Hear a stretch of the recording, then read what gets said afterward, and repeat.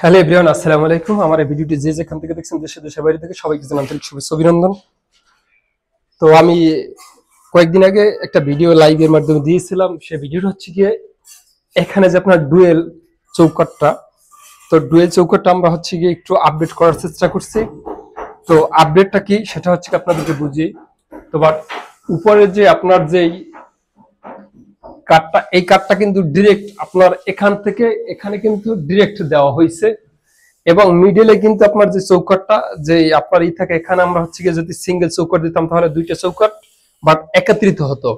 তো সেটা হচ্ছে কি আপনার থিকনেসটা থাকতো 2.5 ইঞ্চি 5 ইঞ্চি। তো আমরা এই যে সেই যেটাকে আমরা একটু কনভার্ট করে বাট হচ্ছে গিয়ে আমরা এটাকে 6 ইঞ্চি বাই 6 ইঞ্চি করে দিছি। সেক্ষেত্রে আপনার এই চৌকাটটার থিকনেসটা স্ট্রং হয়েছে এবং মোটা হয়েছে। তো এবং এই চৌকাটটা দেখেন আমরা কলম না কাটা সত্ত্বেও হচ্ছে কি আমরা এইভাবে দেখেন যে কেলামগুলি কিভাবে কেলামগুলি মারছি। তো আপনার যে পাতি কেলামগুলি এভাবে পাতি কেলাম মেরে তারপর হচ্ছে কি এই চৌকাটটা করছি। তো যেমন এই জায়গাটাও দেখেন, এখানে কিন্তু আমরা পাতি কেলামগুলি মারে তারপর হচ্ছে গিয়ে এই চৌকাটের কাজটা করছি।